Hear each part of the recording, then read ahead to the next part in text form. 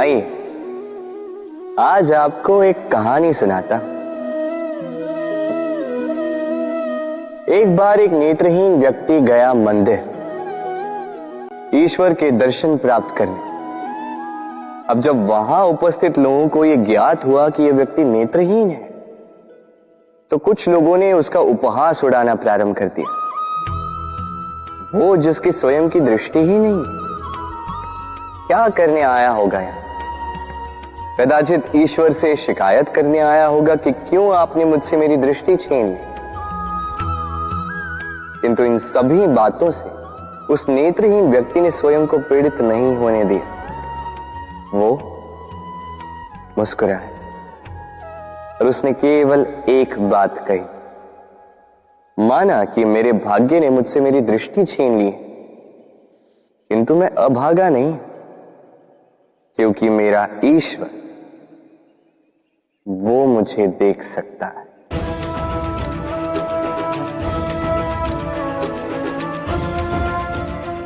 स्मरण रखिएगा, दृष्टि नहीं दृष्टिकोण आवश्यक है। यदि आपका दृष्टिकोण शुभ हो तो अशुभ में भी शुभ स्वयं दिखने लगता है और मन प्रसन्न होकर कहता है, राधे राधे। क्रोध एक ऐसी स्थिति जिसमें जीभ मन से अधिक गति से कार्य करती है। लालच वो मनस्थिति जिसमें स्वार्थ करुणा से अधिक गति से कार्य करता है। प्रतिशोध जिसमें व्यक्ति दूसरों से अधिक स्वयं को हानि पहुंचाकर सुख पाता है। और ईर्ष्या जिसमें व्यक्ति स्वयं के अस्तित्व को ही खो बैठता है, कुछ और ही बन जाता है। दूसरी ओर आनंद वो स्थिति जिसमें आत्मा शरीर से अधिक प्रसन्न होती है। और प्रेम वो परम भाव जिसमें हमारा दुख सब में बट जाता है और सबका सुख हम में आ जाता है। तो आपको क्रोध, ईर्ष्या, लालच और प्रतिशोध में रहना है या आनंद में रहकर प्रेम से ये जीवन व्यतीत करना है? निर्णय आपका है, क्योंकि मैं तो अपना निर्णय कब का ले चुका। राधे राधे। यदि जांचने जाओ तो ऐसा कोई रत्न नहीं जिसमें कोई खोट ना, किंतु यदि मन में बसा तो प्रत्येक रत्न हमारे लिए सर्वश्रेष्ठ। यदि परखने जाओ तो संसार में ऐसा कोई जीव नहीं जो सर्व से अधिक विषैला, किंतु यदि मानो तो ऐसा कोई जीव भी नहीं जो सर्व से अधिक सरल हो, जो केवल अपने पथ पर चलता है, जानकर किसी को हानि नहीं पहुंचाता। उसी प्रकार मनुष्य, यदि मनुष्य को परखने जाओगे तो वो गुणवान नहीं लगेगा, किंतु यदि मानो तो प्रत्येक मनुष्य में कोई न कोई विशेष गुण होता ही। बस बात आती है आपके दृष्टिकोण की। इसलिए अपने जीवन में मनुष्य को परखने में समय नष्ट ना करें। मनुष्य कोई वस्तु तो नहीं, मनुष्य आत्माधारी जीव है जो कदाचित आपके व्यवहार से बदल भी जाएंगे, पराये भी आपको अपना मानकर गले लग जाए। बस प्रेम भाव को ऊपर है। राधे राधे।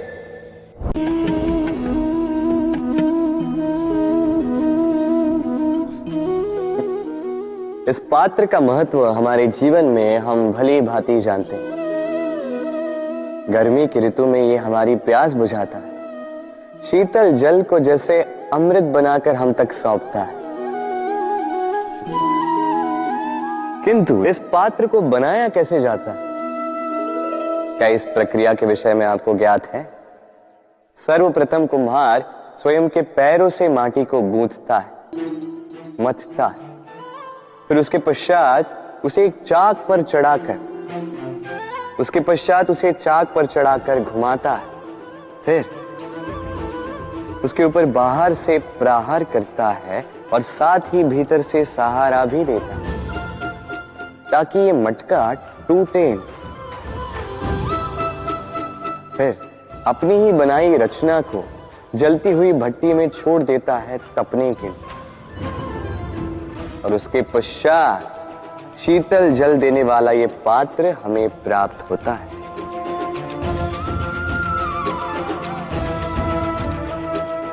एक सर्वश्रेष्ठ गुरु भी यही करता है। सर्वप्रथम हमारे मन में छिपे संभावनाओं को निकालने के लिए हमें मथता है, फिर कठोरता से हमें आकार देता, उसी के साथ हमें सहारा भी देता, और फिर उसके पश्चात परीक्षा की अग्नि में उस भट्टी में छोड़ देता जलने के लिए, और तब जाके हमारा अस्तित्व बनता है।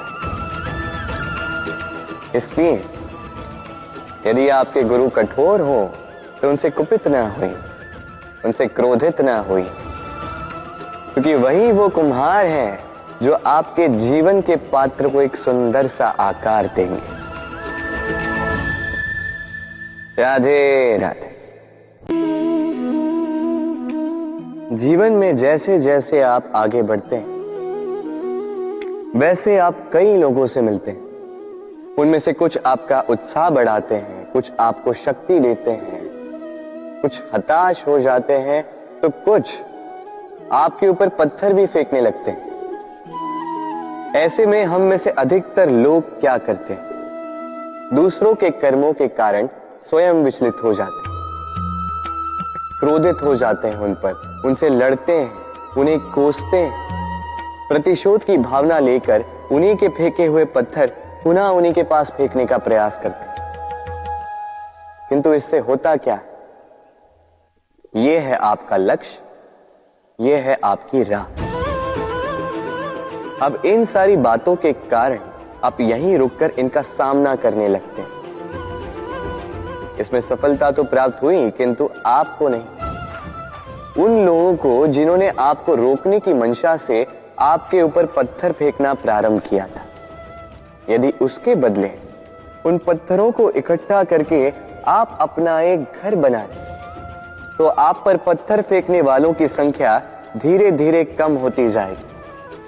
आप भी अविचल होकर अपने लक्ष्य की ओर आगे बढ़ पाएंगे। तो आलोचना से लड़कर स्वयं का समय व्यर्थ करना चाहते हैं या अपनी लक्ष्य की ओर अपना ध्यान केंद्रित करना चाहते हैं?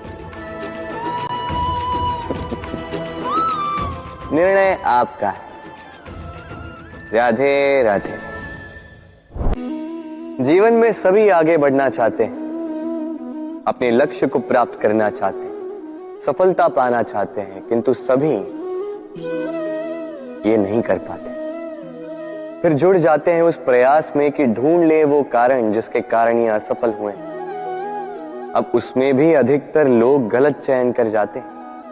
अब यदि इस बात को मैं आपको विस्तार में समझाऊं तो बात कुछ यूं है कि यदि मेरे दांतों में पीड़ा है तो पेट दर्द का काढ़ा पीने से कुछ नहीं होगा। यदि नींव में समस्या है तो मैं शिखर को कितना भी सजा लूं, भवन तो गिरेगा।